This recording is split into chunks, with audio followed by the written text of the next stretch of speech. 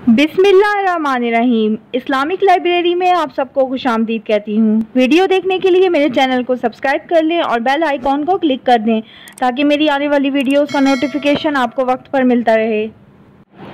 अल्लाह ताला ने दावत तौहीद कबूल करने वालों के लिए काबतुल्लाह तामीर करने का हुक्म दिया ताकि फ़र्जंदान तौहीद इस घर का तवाफ़ करें और यहाँ आकर नमाज़ें अदा करें।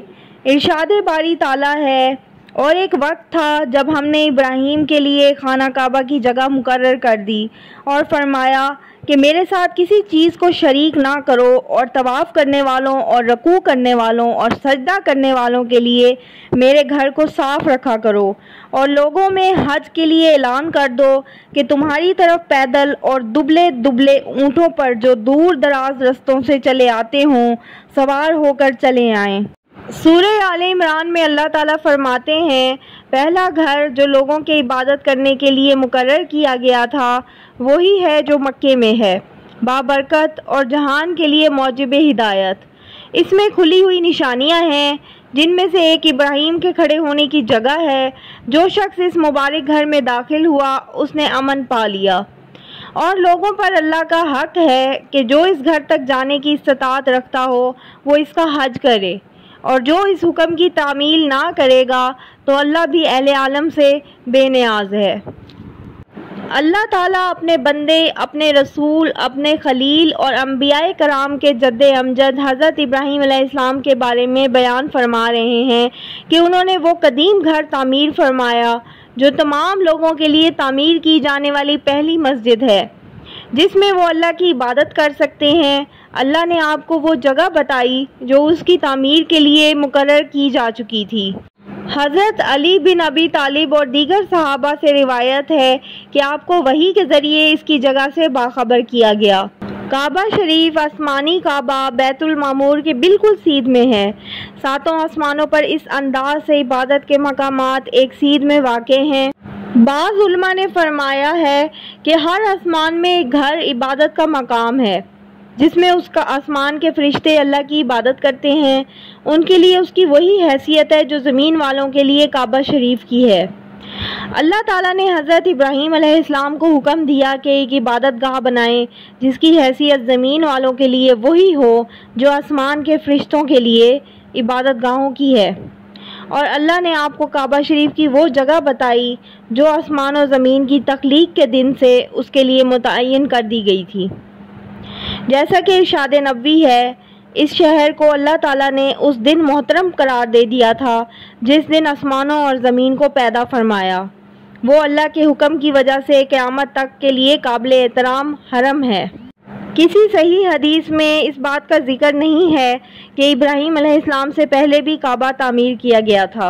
अल्लाह ताला ने फरमाया, बिलाशुबा पहला घर जो लोगों के इबादत करने के लिए मुकर्रर किया गया था वही है जो मक्के में है, बाबरकत और जहान के लिए मौजिब हिदायत। यानी तमाम लोगों के लिए जो घर बरकत और हिदायत के लिए सबसे पहले मुकर्रर किया गया वो घर है जो मक्का में है।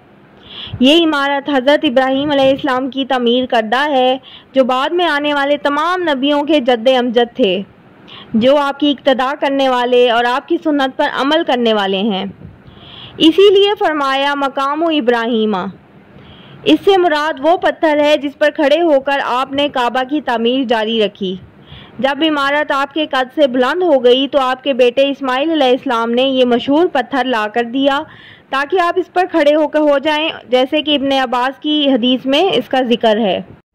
हज़रत उमर बिन खताब रज़ी अल्लाह अन्हु के ज़माने तक ये पत्थर इसी तरह काबा की दीवार से मुत्तसिल पड़ा रहा जिस तरह कदीम ज़माने से पड़ा था। आपने इसे बैतुल्लाह से कुछ फासले पर कर दिया ताकि उसके पास नमाज पढ़ने वालों की वजह से तवाफ़ करने वालों को रुकावट ना हो। बाद के लोगों ने इस मसले में हज़रत उमर रज़ी अल्लाह अन्हु की पैरवी की। हज़रत उमर रज़ी अल्लाह अन्हु के मुतअद्दिद मशवरे ऐसे हैं कि अल्लाह ताला से उनकी तस्दीक साबित है। इनमें से एक ये भी है कि आप रज़ी अल्लाह अन्हु ने रसूल अल्लाह सल्लल्लाहु अलैहि वसल्लम से अर्ज़ की, काश हम मकाम इब्राहीम के पास नमाज पढ़ा करते। तब अल्लाह ताला ने ये आयत नाजिल फरमाई। सूरह बकरा में है, और हुक्म दिया कि जिस मकाम पर इब्राहीम खड़े हुए थे उसको नमाज की जगह बना लो। اس پتھر میں حضرت ابراہیم علیہ السلام کے قدموں کے نشان اسلام کے ابتدائی دور تک باقی تھے۔ انہوں نے صرف اللہ کی رضا کے لیے کعبہ کی بنیادوں پر عمارت بنائی تھی اور وہ دعا کرتے تھے کہ اللہ تعالیٰ ان کا یہ نیک عمل قبول فرما لے۔ سورہ بقرہ آیت نمبر 127 اور 128 میں اللہ تعالیٰ فرماتے ہیں، اور جب ابراہیم اور اسماعیل بیت اللہ کی بنیادیں اونچی کر رہے تھے تو دعا کیے جاتے تھے کہ اے پروردگار، ہم سے یہ خدمت قبول فرما، بے شک تو سننے والا اور جاننے والا ہے۔ اے پروردگار، ہم کو اپنا فرما بردار بنائے رکھنا اور ہماری اولاد میں سے بھی ایک گروہ کو اپنا مطیع بناتے رہنا۔ اے پروردگار، ہمیں ہمارے طریقے عبادت بتا اور ہمارے حال پر رحم کے ساتھ توجہ فرما، بے شک تو توجہ فرمانے والا مہربان ہے۔ حضرت ابراہیم علیہ السلام نے بے آب و گیا وادی میں واقع مقدس ترین مقام پر مقدس ترین مسجد تعمیر کر دی اور وہاں بسنے والوں کے لیے برکت کی دعا فرمائی اور یہ دعا کی کہ انہیں کھانے کو پھل ملیں، حالانکہ وہاں پانی بہت کم تھا، درخت، کھیتی اور پھل موجود نہ تھے، اور یہ بھی دعا کی کہ وہ اس مقام کو حرم، قابل احترام مقام اور امن و امان کا گہوارہ بنا دیں۔ اللہ تعالیٰ نے آپ کی دعا قبول فرمائی اور آپ نے جو کچھ مانگا تھا اس نے عطا فرمایا۔ حضرت ابراہیم علیہ السلام نے ایک اور عظیم دعا کی کہ اللہ تعالیٰ ان میں انہی سے یعنی ان کے جنس سے اور ان کی فصیح و بلیغ اور خالص زبان بولنے والا رسول مبعوث فرما، تاکہ دونوں طرح کی نعمتیں مکمل طور پر حاصل ہو جائیں، یعنی دنیا کی نعمت بھی اور دین کی نعمت بھی، دنیا کی سعادت بھی اور آخرت کی سعادت بھی۔ اللہ تعالیٰ نے یہ دعا بھی قبول فرمائی اور ایک رسول مبعوث فرمایا۔ کتنا عظیم رسول جس پر اس نے نبوت اور رسالت کا سلسلہ ختم کر دیا اور ایسا کامل دین عنایت فرمایا جیسا پہلے کسی قوم کو نہیں ملا تھا، اور آپ کی دعوت دنیا کی ہر قوم، ہر زبان، ہر علاقے، ہر ملک، بلکہ قیامت ہر زمانے کے لیے عام فرما دی۔ یہ چیز بھی رسول اللہ صلی اللہ علیہ وآلہ وسلم کا ایک خصوصی شرف ہے جو کسی اور نبی کو حاصل نہیں ہوا۔ چونکہ حضرت ابراہیم علیہ السلام نے زمین پر کعبہ شریف کو تعمیر کیا تھا، اس لیے وہ آسمانوں پر بلند ترین مقام کے مستحق ٹھہرے اور بیت المعمور ان کا مقام قرار پایا جو 7ویں آسمان والوں کا مبارک کعبہ ہے، جس میں روزانہ 70,000 فرشتے داخل ہو کر اللہ کی عبادت کرتے ہیں، پھر قیامت تک دوبارہ ان کی باری نہیں آتی۔ ایک طویل عرصے تک علیہ السلام کی تعمیر کردہ عمارت قائم رہی۔ اس کے بعد قریش نے کعبہ کو تعمیر کیا۔ انہوں نے ابراہیمی تعمیر میں سے شام کی طرف یعنی شمالی جانب سے کچھ حصہ چھوڑ دیا۔ موجودہ اسی کے مطابق ہے۔ حضرت عائشہ رضی اللہ عنہ سے روایت ہے کہ رسول اللہ صلی اللہ علیہ وآلہ وسلم نے فرمایا، کیا تجھے معلوم ہے کہ تیری قوم نے جب کعبہ تعمیر کیا تو ابراہیم علیہ السلام کی بنیادوں سے کم کر دیا؟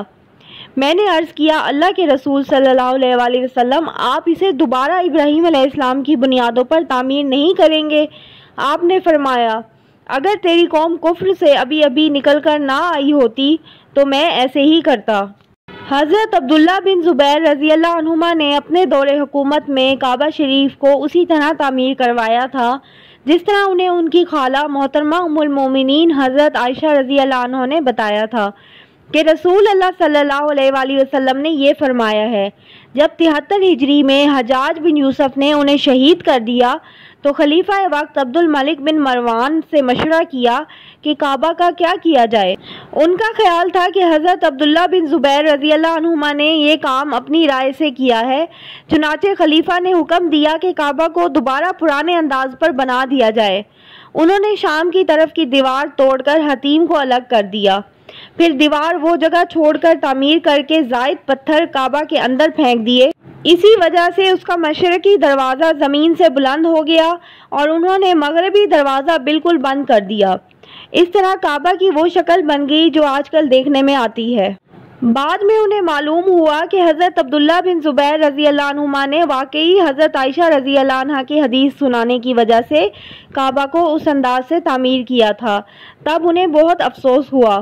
جب خلیفہ منصور کے بیٹے خلیفہ مہدی کا دور حکومت تھا تو اس نے امام مالک رحمہ اللہ سے مشورہ کیا کہ کعبہ کی عمارت اس طرح بنا دی جائے جس طرح حضرت عبداللہ بن زبیر نے بنائی تھی۔ امام مالک نے فرمایا، مجھے خطرہ ہے کہ بادشاہ اسے کھیل نہ بنا لیں، یعنی جب کوئی نیا بادشاہ آئے گا وہ اسے اپنی مرضی کے مطابق تعمیر کرنے کی کوشش کرے گا۔ چنانچہ عمارت اسی طرح رہ گئی جس طرح آج کل موجود ہے۔ یہ تھی میری آج کی ویڈیو۔ امید کرتی ہوں آپ کو ویڈیو بہت پسند آئی ہوگی۔ اگر آپ کو ویڈیو اچھی لگتی ہے تو میرے چینل کو لائک کریں، سبسکرائب کریں اور شیئر کریں۔ اللہ حافظ۔